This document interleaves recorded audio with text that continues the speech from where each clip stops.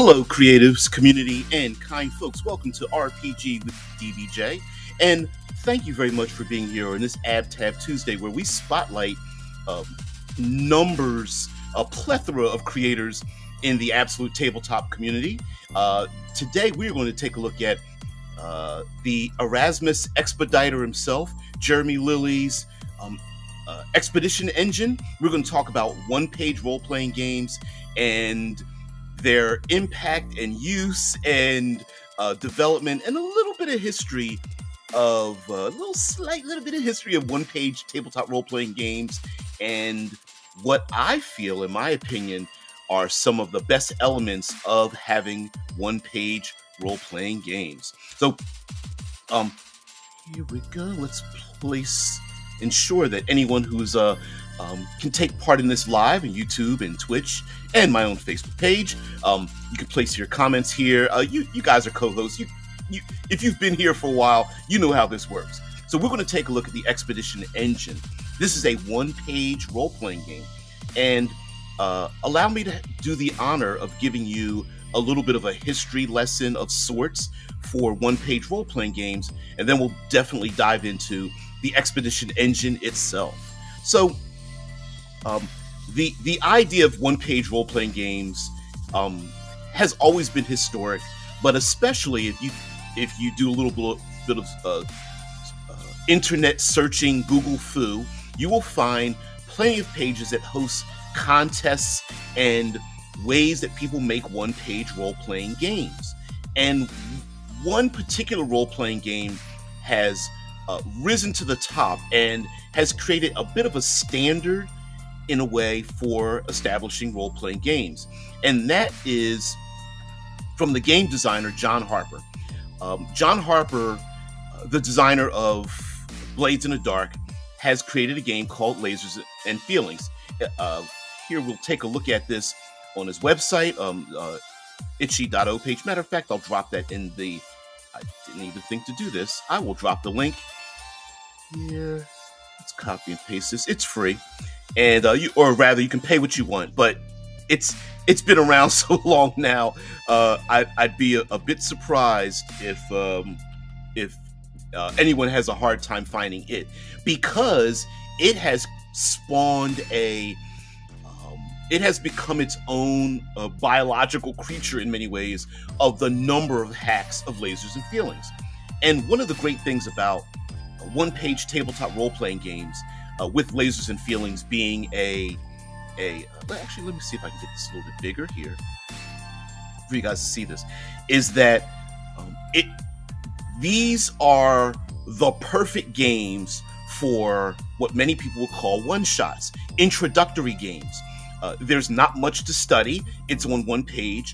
It's very easy to disseminate physically by printing it out, some little dead tree notes passing it around. You can absolutely shoot it to people in emails and direct messages and on social medias and whatnot. And it is very easy to look at it when you're doing an actual play, a live play. And personally, I feel that one-pagers, mind you, when we say one-page role-playing games, a lot of times they might grow to like 6 to 8 pages long, but okay. But in many ways, they're very short pages, and we like to call them one-pagers because it's easy to figure out what the issue is. There's game master material, there's character creation, and there's usually a robust enough engine for a one-page tabletop role-playing game for your group to understand what's going on and easily reference it, especially if you're playing in person and online. And for actual plays, for live plays, that's really all you need. Now, a lot of times, these one-page games do not have a rule for everything. As a matter of fact, they are the epitome of carving away all the unnecessary information until you are left with this nugget of the essentials that you need to play a role-playing game. And what's special about that is that all the other matrices that are needed for role-playing games can be avoided simply by Consensus. Do we all agree on what an elf is? Yes. Then we don't need 500 pages to describe what an elf is. We can use a one-page game. And Lasers and Feelings has created, John Harper's Lasers and Feelings has created a standard by which many people who desire to make role-playing games have used this. One of the other great aspects of having a one-page role-playing game using Lasers and Feelings as a framework is that it makes an excellent elevator pitch. If you guys are unaware of the elevator pitch, simply put, if you were stuck on an elevator with someone who could make your tabletop gaming design dreams come true, how long would it take you to sell them on your idea, explain what it is, and have them leave the elevator? And so a great elevator pitch is a one-page role-playing game. It's very easy to describe what is necessary, to have character creation, to have a game master section, have the mechanical engine and everything. So we're going to go past Lasers of Feelings, and we're going to go right into the Expedition engine. And we're going to start with, now, the Expedition engine is used for many different genres.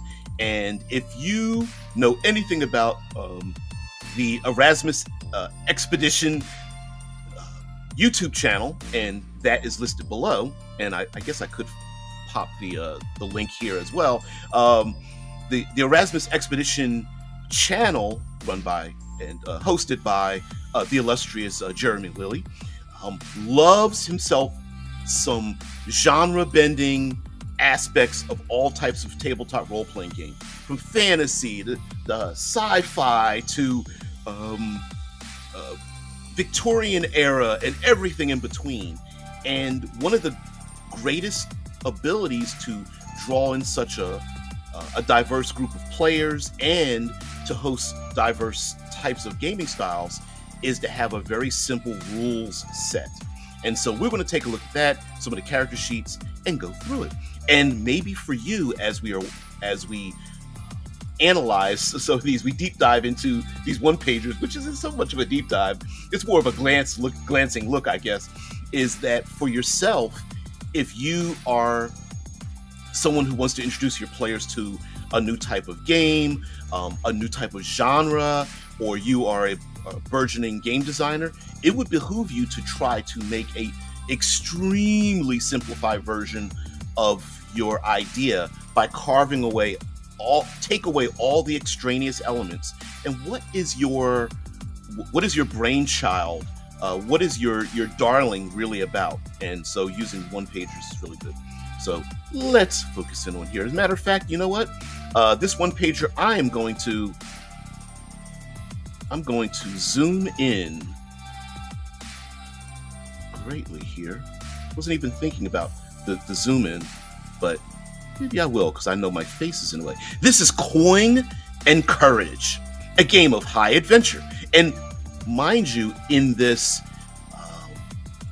these one-pagers, it's supposed to give you as much information as you need, because what ends up happening is our brains really fill in most of the details if we really think about it. And if you're in tabletop role-playing games in general, you're probably pretty creative, or more creative than you even think you are. And so our brains fill in most of this information, and by consensus with the people you're playing with, if we have to have any problems, we just do it by consensus. And with a robust engine, like I said before, we've got dice, we've got randomizers, we can figure it out that way. So, a game of high adventure, fantasy, right? So, players, create your character. All right, we can create a character very easily here. Choose a species for your character: dragonkin, dwarf, elf, fiend blood, human, orc, or small folk.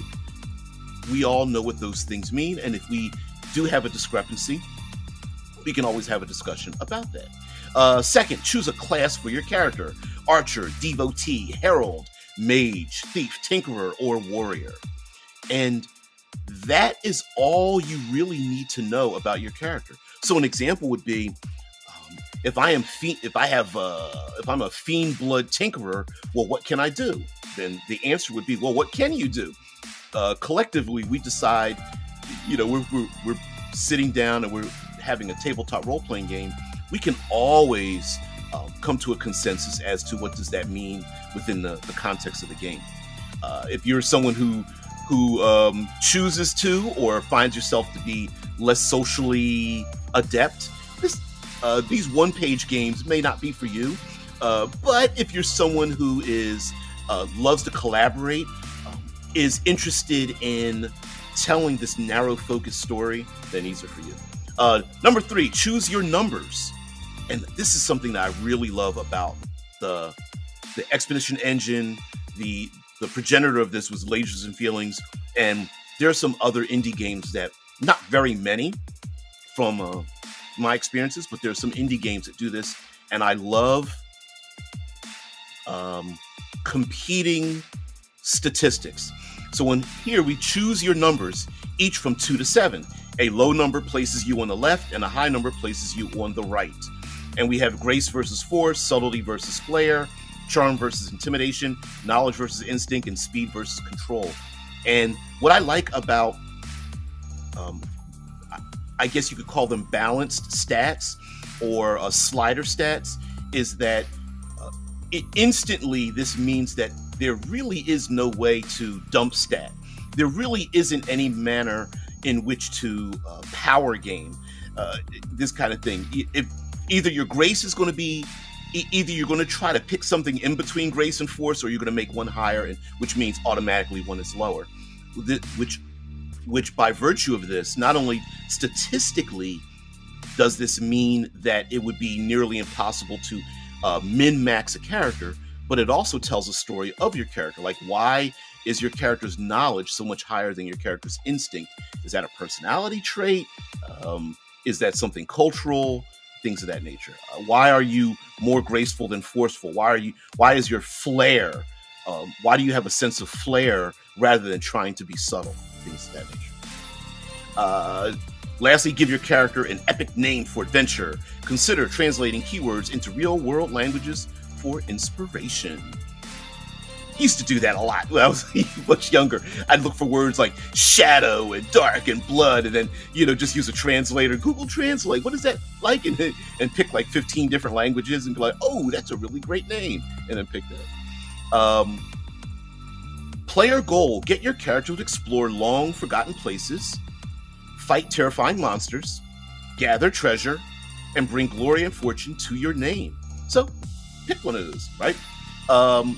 As a player, this is what you are expected to do in this game. For your character goal, choose one or create your own.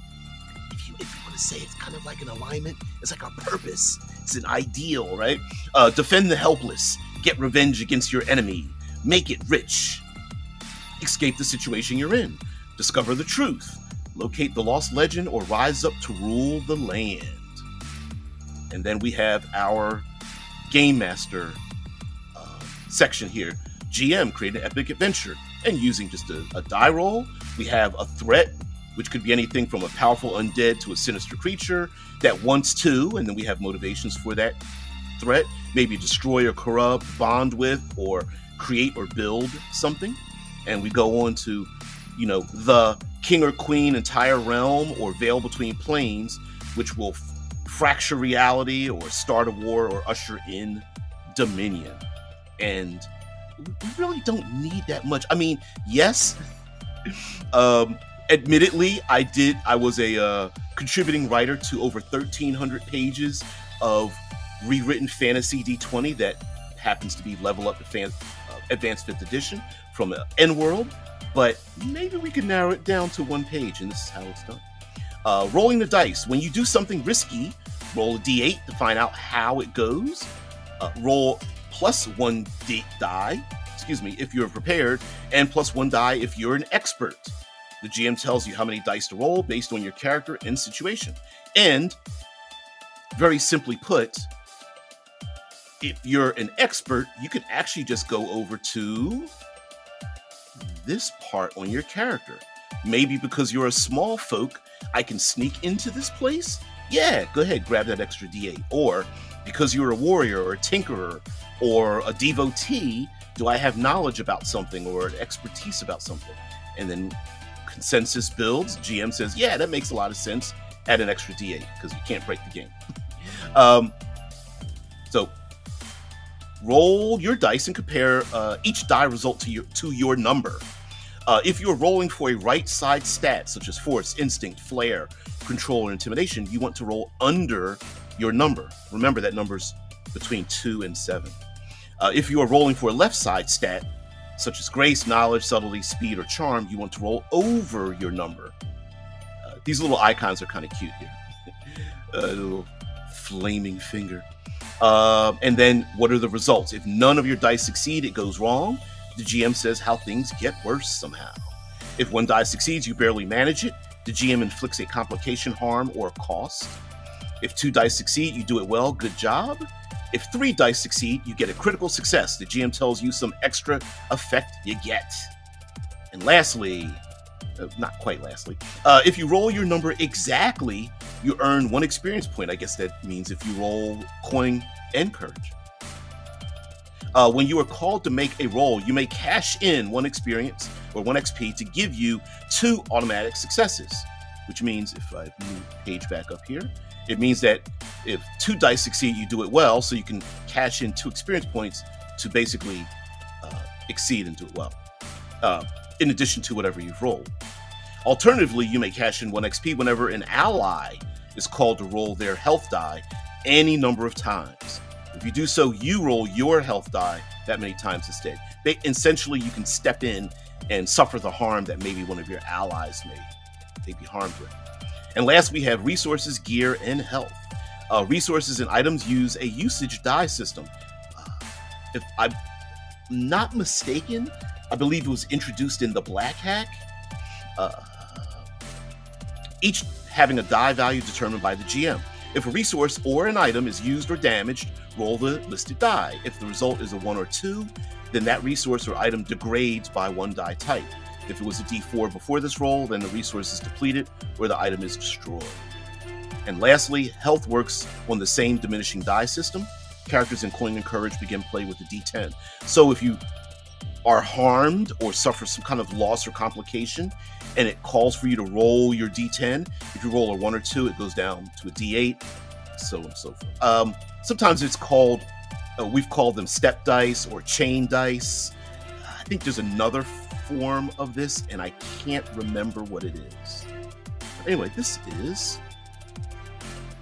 we have Coin and Courage, 1-page RPG, and let me see if I can see.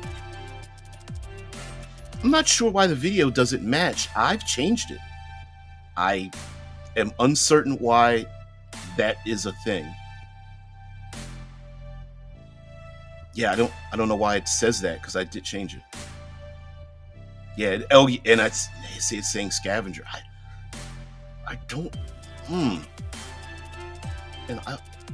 But on my screen, it's. Let's see if I could. I don't know why it's saying that. Maybe it's something to do with Restream. Uncertain.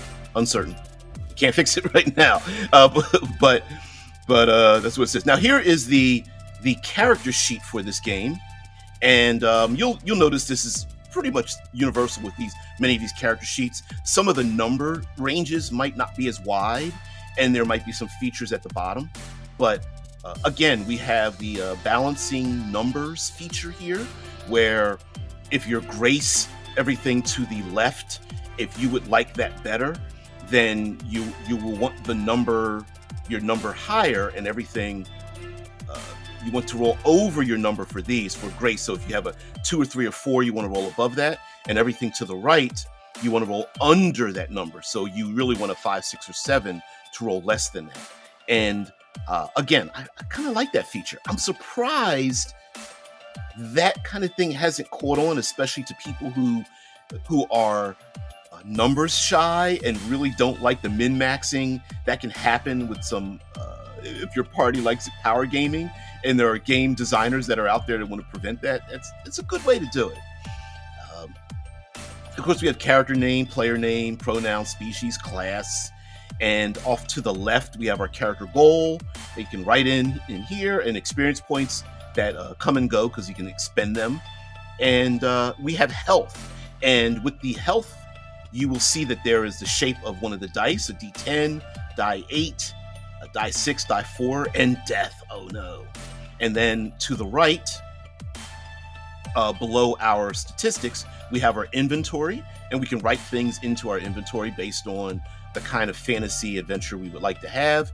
And you can see to the very, very right, we have a D20, and then it goes down. It steps up and down, right? So if we step downwards or go down the ladder of the chain, die 20, D12, D10, D8, D6, and D4. And then that item is broken or used or wasted or whatnot.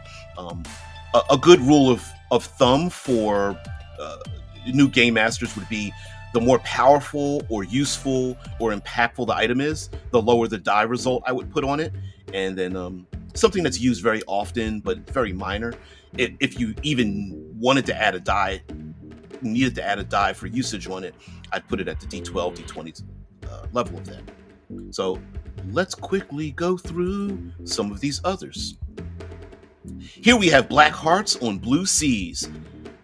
Pirates? What? You could never guess? Of course it is, right? A game of powder kegs and plunder upon the high seas. And that's all you really need to know, right? And again, we have create your pirate, choose a style for your character, whether it's daft, dashing, dastardly, salty, scurvy, sly, or steely. Just looking at that terminology itself, it really immerses you into what this game is about. One-page games tend to be very narrowly focused. As a matter of fact, a lot of one-page games throw you directly into the action and adventure. If I'm not mistaken, in Lasers and Feelings, you are a starship crew members, and your captain has been assailed by something automatically, and it just throws you right into the encounter. Boom, start and go. In media res. And then for your pirate, you choose a style. Now we choose a role, whether you're a cook, gunner, landlubber, officer, quartermaster, rigging rat, or swashbuckler. And then lastly, choose your numbers, each from 2 to 9. And you'll see that there's a slight difference in this expedition engine, where it says from 2 to 9 instead of 2 to 7, because in this one, for your stats, you'll be rolling a die 10. A low number places you on the left, and a high number places you on the right. You'll see these features. Now, in Lasers and Feelings, you only had 2 stats. You had lasers and or feelings. Those were your only 2 stats, and you get the number in the middle. This has a bit more detail to it, and, why not? Why the hell not? Give your character a fearsome buccaneer name, and if there's even some great names that are already listed here, if you can't think of anything, like Keelhaul Klein or Great White Garrison, Drowned Morris, or Queen Nightmare. And then pick a goal for your character. Become captain, get rich and retire, become the scourge of the seas, get revenge, live to see another day, become a privateer, or sail every sea. And then what's added in here, similar to Lasers and Feelings and other hacks thereof, you get to create the ship. So as a group, pick 2 strengths for your ship, such as fast, nimble, heavy gun, strong hull, light in the water, large crew, captain earns their loyalty, and also pick 1 problem: slow to turn, small cargo hold, an old vessel, or seen better days. And then we have resources, gear, and health. And this uses the usage die system. And then we'll go back up to the top. And here explains, to the right of this one-pager, rolling the dice. Roll a die 10. You roll 1 die 10 if you want to do something risky. Add another die 10 if you're prepared, and another die 10 if you're an expert. And again, the default would be, if one of aspect of your style or a role for your character applies, I would add that die 10. I think it makes excellent sense. And of course, if you have creative players. And then we have our skulls. If you're rolling for a right side stat, you want to roll under your number. If you're rolling for a left side stat, you want to roll over your number. Under or over. and then how many successes. 0 dice make it 1, 2, or 3, or if you roll your number exactly, you may choose to curse any other character with a black spot. On that character's next roll, they suffer a penalty of -1 die. More than one black spot may be given to any character at any time. Those subsequent curses resolve on subsequent rolls, i.e. a second black spot applies to the roll after the first. And then the small game master section, pretty easy, right? Create a pirate adventure. Roll a threat, a want, what their desires to do, what they are after, what it involves, and which will cause what kind of calamity or side effects or end results if the players do not do anything. And I like that.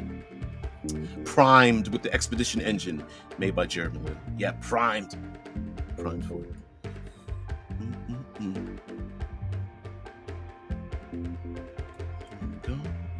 We'll go to the character sheet, and then I'll get back to the comment section. So Black Hearts and Blue Seas, you'll see where to the left, the character name. To the right, we have our numbers for our stats, and it tells you roll over your number or roll under your number for your balanced statistics. And as we go down here, we still have our inventory list, and we have our health system. And then down at the bottom, we have our black spots modification of the Expedition engine, where you can curse someone else. Would be kind of cool in game to literally curse that person. Curse you. Before they make you walk the plank or something. That'd be kind of cool. I'm going to move to the next Expedition engine, Dead End, and see what you guys have to say. All right. Yeah, I don't know why I hit the edit. Yeah, I don't know why it hasn't. Yeah. I don't think it'll let me edit it live, will it? Nope. Yeah, even the back. Oh, why is that still there?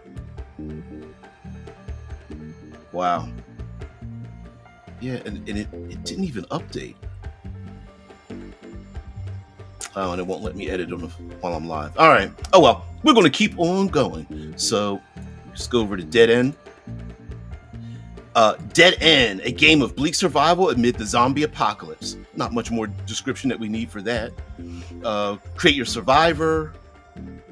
Oops, here we go. Yeah, create your survivor, such as brash, crazy, determined, sexy, smart, sneaky, or tough. And then choose a role for your character, such as driver, engineer, killer, medic, scout, soldier, or talker. And then choose your numbers, 2 to 9.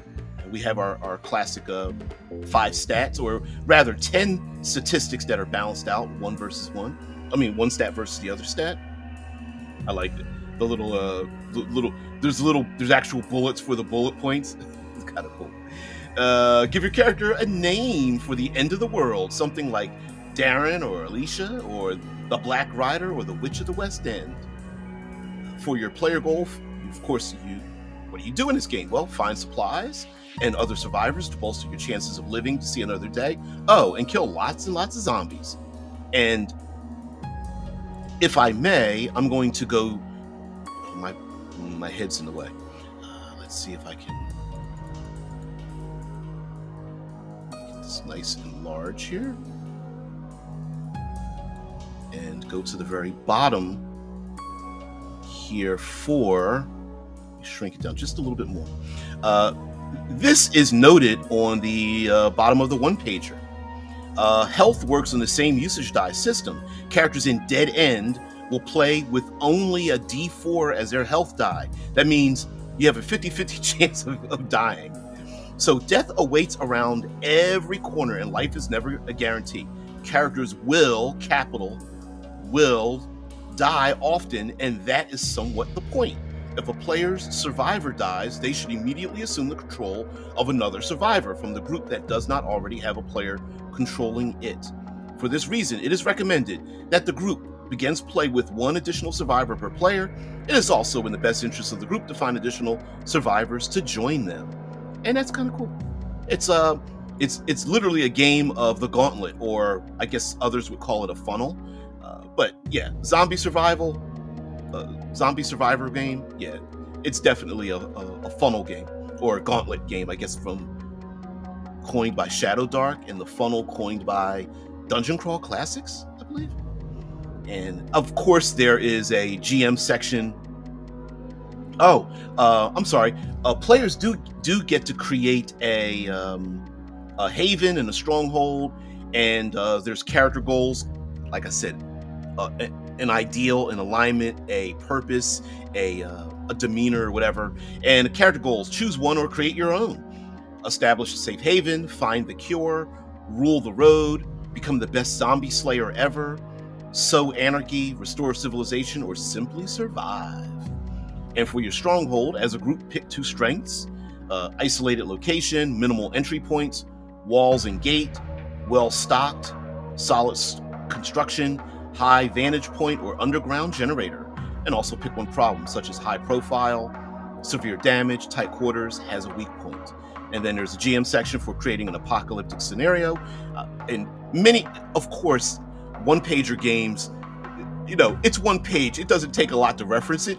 So even the GM section, you could just literally make this a one-shot game or a pickup game and do it on the fly. But I'm going to describe to you, once I do this and show you some of the other ones, I'm going to describe to you a really excellent way of not only having a campaign, but describing something that I call lateral progression or horizontal progression that I think would behoove many of us that love indie games to incorporate as character advancement. So anyway, creating apocalyptic scenario, you roll a d6, you have a threat, you have a want, you have the subject of that threat, and then which will cause some kind of a condition at the end of that threat.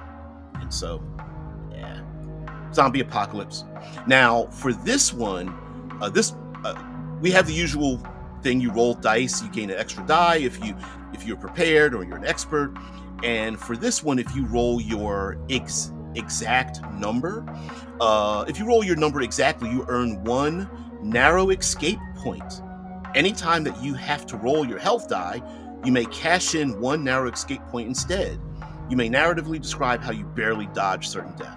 So while death is very easy in Dead End, there is a way to escape. And here is the character sheet for Dead End. Got a little bloody handprint up here. Of course, we got the character name and player name. We have your numbers, your balanced statistics, your style and role, your character goal and stronghold notes, your rescued survivors, because you're going to need a list of them, because if your PC dies, you're going to need another one. Sorry, not a PC, a survivor. And then down at the bottom, narrow escape points, and boop, boop, boop, boop, boop, fall 1 out of those, and then you're dead. And then we have our inventory. And of course, again, thematically, we can always describe, like, hey, you find an old dilapidated car with a quarter tank of gas in it. It's a D6 or a D4 to drive that thing around. Whereas maybe you find a unused brand new generator with 5 gas cans next to it or something. It's a D12 or a D20 to use that thing. I don't know why you would do that. So we're going to go to the next one, Acid Rain, and then I'm going to describe something here. Lateral progression, or horizontal progression. So in many of these one-shot, what many call one-pagers, we associate with one-shot games. Some people don't like those if you're used to campaign building, where characters grow more powerful. In essence, they level up. Now, not every game has leveling systems. There are many point-buy systems where you gain points to increase your character, but there is a way to have campaign level progression in these very simplistic one-pager games, and that is lateral or horizontal progression. And what I mean by that is, let me go back to the Dead End character sheet. So we have ourselves our statistics, and one way of having progression in this game is to use these as sliders, to slide 1, 2, or 3 of these up or down based on events, conditions, complications, end of game analysis, uh, finding a safe haven, or things like that. And we can use that as our matrix for character progression. Maybe a character's instinct is too high, but they're trying to learn more, and they find a library. So we want to slide our number 1, 2, or 3 points, or however you'd like to adjudicate that, sliding in one direction or another. And what I love about these sliding stats is that you really can't break the characters. It is much like, I've made an analogy of Tarzan, the classic Tarzan, King of the Jungle character, going back to England and Greystone Manor, and being incorporated back into the nobility. Well, the character changed, but didn't really improve. This also happens with a lot of superhero stories, or procedural television and movies and things of that nature, or a book series has a number of characters. Many times the characters don't improve, they just change. And for me, that's what I call lateral progression. It means maybe they unlearn certain habits by gaining other habits in a give or take situation. So at the moment that they lose something, they also gain something, or when they gain something, they lose something. And the same can be done for inventory and things of that nature. Maybe they've always had a sharpened stick or a baseball bat, but now they have a crowbar, or I don't know, they moved up to a long sword or something like that. That can also be used as a progression, and as well as also changing like the character class, style, role. So for example, a character could be homeless, or a hermit, or a street urchin, and then become nobility or wealthy or something like that. And those are just words you can write in, but it does have an effect on the character. Again, lateral progression, at least from my point of view. Here we have Acid Rain, a prison island game of urban survival, televised for the whole world to see. If that ain't a niche, hyper-focused, I don't know, cinematic gaming experience, I don't know. Yeah. How many 90s movies, 80s and 90s movies were based around like an island of prisoners? Escape from New York, and so many others that I can't think of off the top of my head. Ooh, maybe I shouldn't have said that, but well, listen, if you're an old graybeard like I am, you would know those things. Let's see. Oops. There we go. All right, Acid Rain. Choose a style for your character, such as angry, cold, innocent, insane, sexy, sneaky, or tough. Choose a role for your character, such as a con artist, bruiser, driver, killer, loner, scapegoat, or soldier. There was a movie called Gamer that kind of reminds me of this too. Gerard Butler movie. Anyway, choose your numbers each from 2 to 7. Again, we have our balanced stats. 10 of them, 5 on one side, 5 on the other. Give your character a tough-sounding prison name, like Buzzsaw, Cobra, Ghost, Iceman, Jade, or Snake. And you have nothing but a prison-issued uniform, orange jumpsuit, plain white underwear, plain white socks, and black laceless shoes. Player goal: get your character involved in situations that walk a razor's edge, making the kinds of tough decisions that tend to make enemies regardless of the choice. Oh, and blow stuff up. And what I like about, again, the idea of a one-page game is you need to describe what your tabletop role-playing is about. And as a player goal, it's telling you you need to get your character involved in situations that walk the razor's edge and make tough decisions. And by the way, making those tough decisions tend to make enemies regardless of the choice. In other words, you're the hero of your own story and the villain of everybody else's, right? And we've seen this in plenty of movies, prison-styled movies. You know, even the good characters always make enemies of those terrible ones, and that's kind of the point.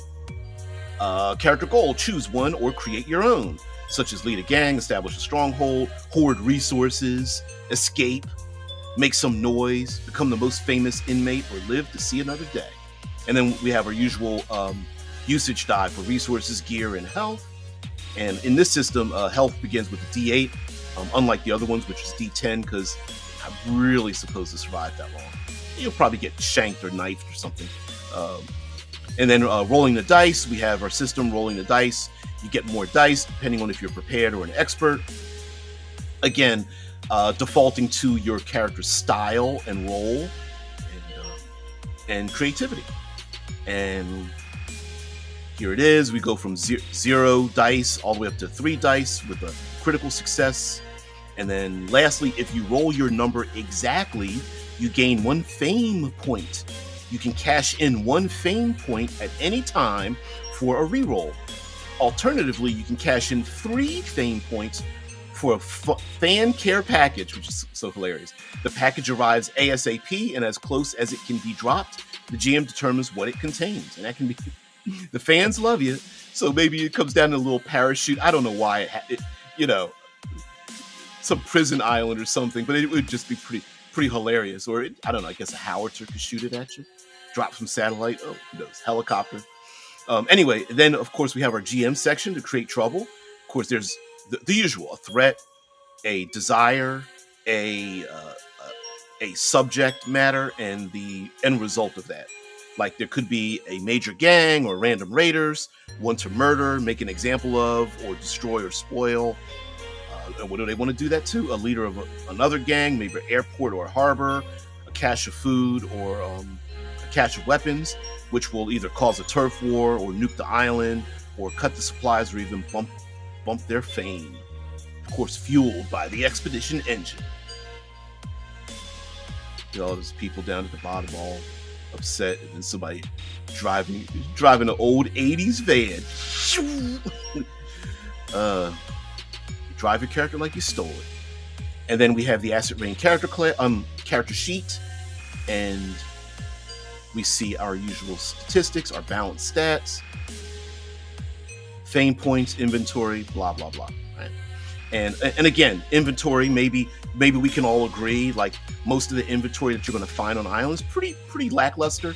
But if you get those drops, or maybe a drop comes in, and as a player you want to go steal somebody else's drop, be kind of cool. Although maybe not, because you don't know what the fans might drop for you. Although they may drop something like, I don't know, chocolates or dirty magazines or something like that, or maybe some clean socks and toiletries. Who knows?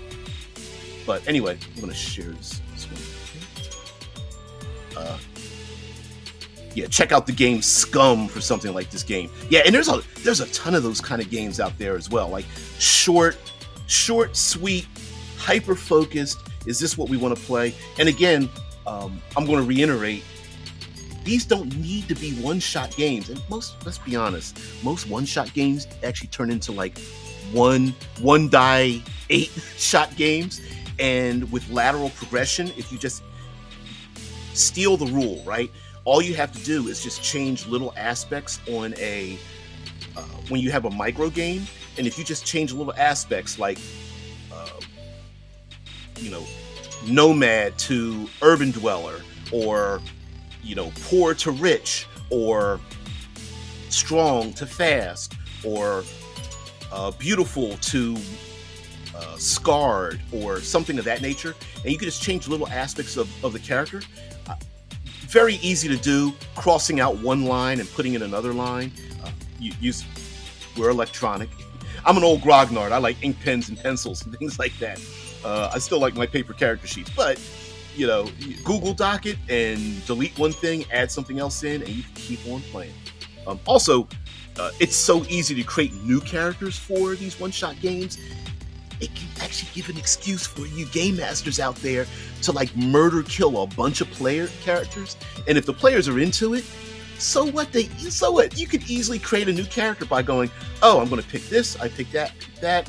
I was a loyal friend of my other character. Great. I'm the cousin of my other character. Great. Okay. I was saved. Hey, I want to make that NPC we saved and turn them into another character. Great. You're jump into the game instead of having to spend 45 minutes to make choices when playing these other games that have bullet stopping page counts and whatnot. So here we have, I'm just showing you 1/7 design. This is John Harper's webpage of 1/7 design. Actually, matter of fact, you know what? I'll drop that link here into the chat. And the reason, of course, is John Harper has been known to be a really great game designer. And these games here, Blades in the Dark, Lady Blackbird, and a number of these games have really hit our tabletop role-playing lexicon and established a new framework for game design. And yes, you could pay for Lasers and Feelings if you'd like to. Drop some dollars. Check out Blades in the Dark. Blades in the Dark has its own website and its own OGL and SRD if you'd like to create a hack of that game as well. I'd really love to see some work done with Ghost Echo. I think Ghost Echo is 2 pages long. Lady Blackbird is another low page count game. I think it's no more than 4 pages. I think there's a character sheet for each character you play who are already named and they already have their motivations. And then I think there's a page of fluff and then a page of rules, if I'm not mistaken. And then Ghost Lines. Check out Ghost Lines. Ghost Lines is the progenitor of Blades in the Dark, and Ghost Lines is only like 3 or 4 pages as well. In Ghost Lines, instead of the heist, the gang heist, neo-Victorian Blades in the Dark, Ghost Lines instead is about riding the ectoplasmic rail lines, and you as players are keeping the rail lines safe by basically being Ghostbusters. I guess you call them neo-Victorian steampunk Ghostbusters, protecting the rail lines that travel between the cities because of all the dead spirits, because the dead spirits don't move on to any place. So that's Lasers and Feelings. And then here we have, just do a Google search of images for Lasers and Feelings, and you will be inundated with not only those, but so many other hacks of, 2-word hacks, something and something, tights and fights, blah, blah, blah. I mean, you'll never run out of mods and hacks. And to this day, there's still people hacking it over there on John Harper's itch site. And I hate to tell those people something, but it's already been done for years. Has this been out for 10 years or more? I don't know when this was released, but it's been a long time. And lastly, we'll go back to this.